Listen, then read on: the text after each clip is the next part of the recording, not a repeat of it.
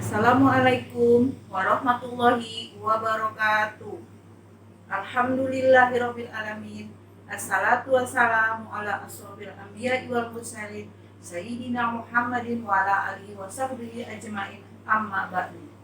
Puji syukur kita panjatkan atas kehadirat Allah Subhanahu wa taala atas karunia-Nya. Pada kesempatan kali ini kita masih diberi kesempatan berjumpa dalam suasana belajar di rumah dalam masa darurat pandemi COVID-19.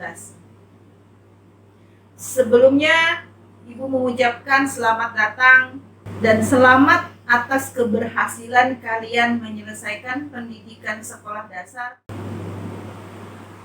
Selanjutnya, Ibu akan menyampaikan materi yang akan kita bahas pada pertemuan kita saat ini, yaitu Ibu sebelumnya mengenalkan diri dulu bahwa Ibu nama Ibu Ainun Jaria. Ibu mengajar mata pelajaran PPKN di SMP Negeri 6 Tanah Gerobak ini. Adapun yang akan kita bahas pada pertemuan daring kali ini adalah yaitu bab 1 tentang perumusan dan penetapan Pancasila sebagai dasar negara. Adapun tujuan pembelajaran tersebut adalah yang pertama, mensyukuri perumusan dan penetapan Pancasila sebagai dasar negara. Kemudian yang kedua, menghargai perumusan dan penetapan Pancasila sebagai dasar negara. Yang ketiga, menganalisis perumusan dan penetapan Pancasila sebagai dasar negara. Yang keempat, melihat komitmen kebangsaan para pendiri negara dalam merumuskan dan menetapkan Pancasila. Dan yang kelima, melaksanakan tanggung jawab atas keputusan bersama dengan semangat konsensus tokoh nasional dan perumus Pancasila. Pokok bahasan yang pertama yaitu adalah rumusan Pancasila sebagai dasar negara. Pancasila sebagai dasar negara merupakan hasil perjuangan para pendiri negara. Mereka adalah orang-orang yang berjuang untuk mendirikan bangsa dan negara.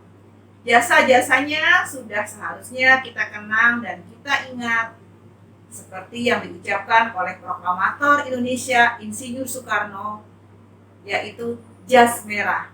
Artinya, jangan sekali-kali melupakan sejarah. Kemudian pembentukan BPUPKI. Latar belakangnya yaitu bangsa Indonesia mengalami sejarah panjang dalam melawan penjajah. Setelah kekalahan Belanda dalam Perang Asia Timur Raya, bangsa Indonesia jatuh ke tangan Jepang. Beberapa kebijakan Jepang yang menimbulkan penderitaan rakyat diantaranya, yang pertama, pelaksanaan kerja paksa atau rodi yang menyebabkan banyak laki-laki Indonesia dikirim ke Burma untuk melaksanakan pekerjaan berat dalam kondisi yang buruk. Yang kedua, pengambilan paksa makanan, pakaian, keperluan hidup secara paksa dari keluarga-keluarga Indonesia. Yang ketiga, perbudakan paksa dengan perlakuan yang sangat buruk dalam kamp-kamp tahanan. Janji Jepang. Jepang mulai menguasai wilayah Indonesia setelah Belanda menyerah di Kalijati, Subang, Jawa Barat pada tanggal 8 Maret 1945. Semboyan Jepang yaitu Jepang Pelindung Asia, Jepang Pemimpin Asia, Jepang Cahaya Asia, untuk menarik simpati bangsa Indonesia. Tetapi hal itu semua tidak sesuai dengan kenyataan. Kemudian janji Jepang. Kemenangan Jepang di Asia tidak bertahan lama. Pihak sekutu, yaitu Inggris, Amerika Serikat, dan Belanda, melakukan serangan balasan. Melihat hal itu pada peringatan pembangunan Jawa Baru tanggal 1 Maret 1945, Jepang mengumumkan pembentukan Dokuritsu Jumbi Chosakai atau Badan Penyelidik Usaha-Usaha Persiapan Kemerdekaan Indonesia atau BPUPKI untuk menyelidiki usaha-usaha persiapan kemerdekaan Indonesia. Anak-anakku sekalian, Jepang membentuk BPU PKI. Di sini ada janji Jepang membentuk BPU PKI diwujudkan pada tanggal 29 April 1945 dengan anggota berjumlah 62 orang, tokoh-tokoh bangsa Indonesia dan 7 orang anggota perwakilan dari Jepang. Pimpinan BPU PKI ditunjuk Dr. KRT Rajiman Widyodiningrat dengan wakil ketua Iche Bangase Yoshio berasal dari Jepang dan RP Suroso dari Indonesia.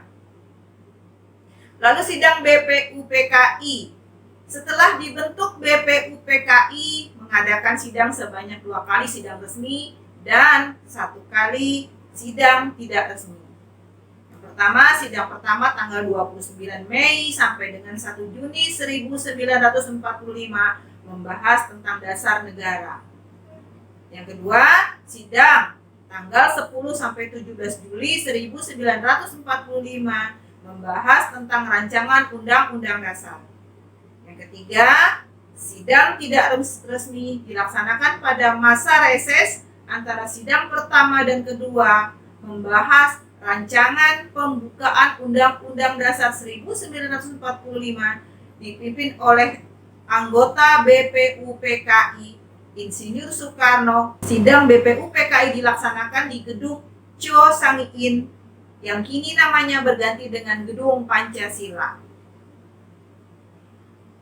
Anak-anakku yang Ibu banggakan, kita lanjutkan dengan rumusan dasar negara yang disampaikan oleh Muhammad Yamin.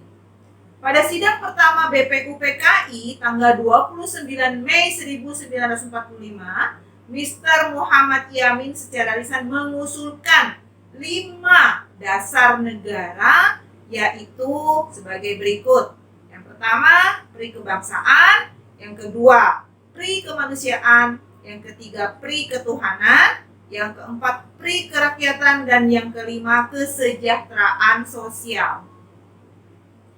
Rumusan dasar negara menurut Muhammad Yamin.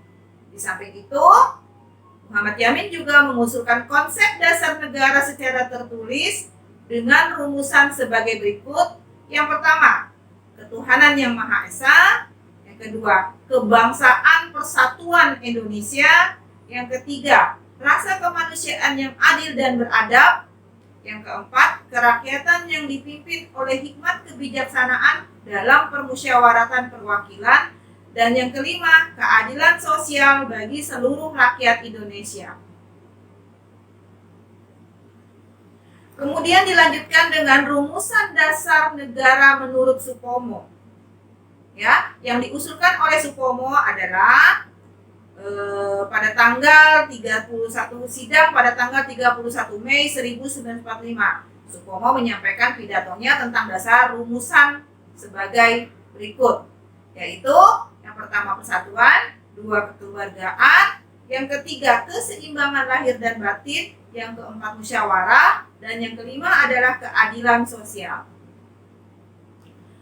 Rumusan dasar negara menurut Insinyur Soekarno.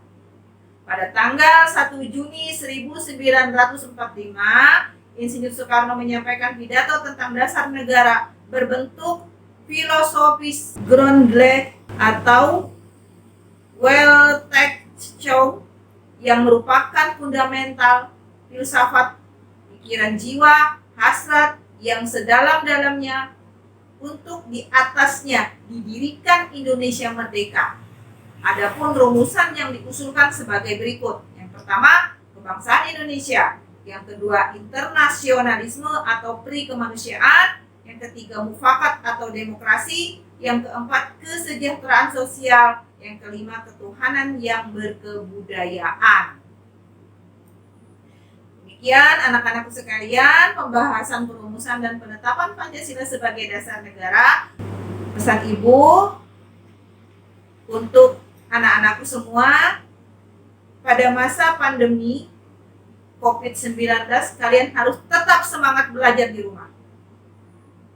Kemudian selama di rumah harus senantiasa membaca buku mata pelajaran dan mencatat jadwal dan tugas-tugas sekolah. Semoga di pertemuan ini Allah Subhanahu wa Ta'ala memberikan keberkahan pada kalian semua dan mendapatkan ilmu yang bermanfaat, wawasan yang luas. Insya Allah kelak kalian sukses di kemudian hari, berguna untuk kedua orang tua, keluarga, agama, dan bangsa. Terima kasih. Wabillahi taufiq wal hidayah. Wassalamualaikum warahmatullahi wabarakatuh.